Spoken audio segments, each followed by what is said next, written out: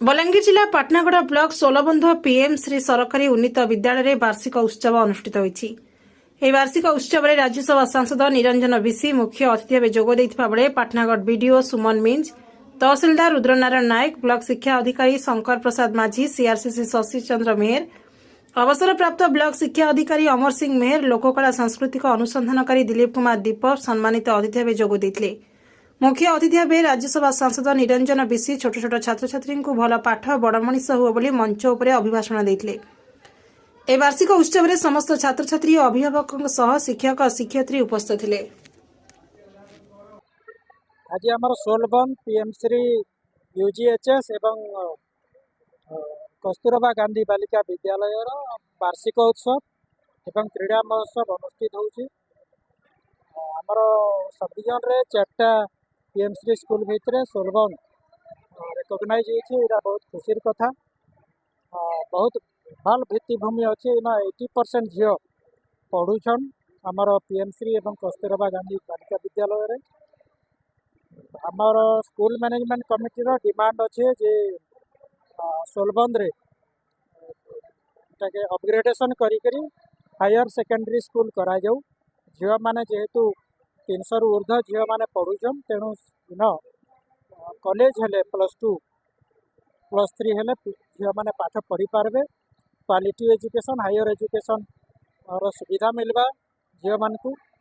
तो जेहेतु आमे गवर्नमेंट चाहूचे वुमेन एम्पावरमेंट तो से लगी गर्ल्स मानकर higher education quality education professional education आवश्यक अच्छे। एनो आहरी 3टा क्लासरूम आवश्यक अच्छे। तो क्लासरूम लगी भी आम निश्चित भाव में मुझे रेकमेंड करमी एवं आमर शिक्षार भित्तिभूमि आमर देशर विकास जिते बेले संभव है जिते बेले आमर शिक्षार भित्तिभूमि ठीक है एवं ओडिशार तथा भारतर 140 कोटी लोक शिक्षार सुविधा पाई पारबे। तेणुक शिक्षा है विकास मूल फाउंडेशन ऑफ द डेवलपमेंट।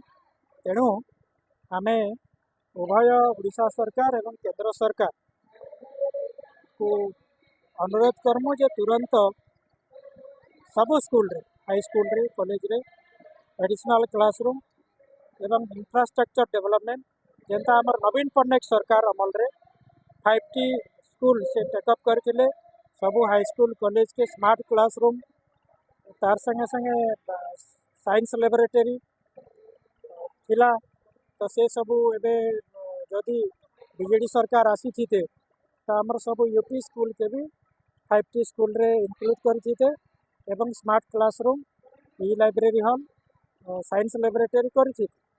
तो वर्तमान रो सरकार जे अछन से तुरंत शिक्षार भित्तिभूमि के मजबूत करू एवं ओडिशार स्टूडेंट मानकू quality education professional education higher education provide करू। Thank you. पीएमश्री सरकारी उन्नत उच्च विद्यालय वार्षिक महोत्सव पालन कर शिशु मान उत्सव बहुत बहुत धन्यवाद श्रीजुक्त अतिथि महोदय सुंदर बलांगीर अनुरोध रक्षा करी आज आसी आम वार्षिक उत्सव पदार्पण कर प्रांगण को पुलकित कर लोक संस्कृति केबे गतकाली नुहे लोक संस्कृति होची भविष्य मूल। जो मनुष्य निजर माटी को भूले से धीरे धीरे तार अस्तित्व को हरे बसे। आज पवित्र मंच आम एमती जड़े जीवंत परंपरा पाइछु जे कलम में गवेषणा तथा मंच अभिनय तथा संगीत माध्यम समाज सृष्टि कर एक नया दिग्दर्शन। आज मुख्य वक्ता श्रीजुक्त दिलीप कुमार दीप महोदय लोक संस्कृति जीवंत पाठशाला पश्चिम ओडिशा लोक संस्कृति परंपरार स्वतंत्र गवेषक अभिनेता तथा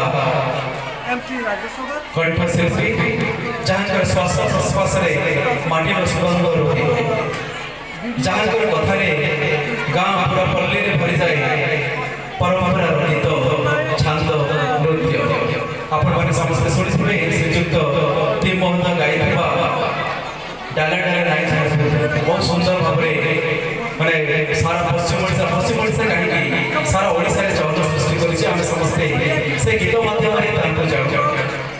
ଆଜିର କଳାକାର ପବିତ୍ର ଏହି ଉତ୍ସବର ଏହି କ୍ରମରେ ଶ୍ରୀଯୁକ୍ତ ଟି ମହନ୍ତଙ୍କୁ ରଖିବି ପିଲାମାନଙ୍କ ପାଇଁ ତାଙ୍କର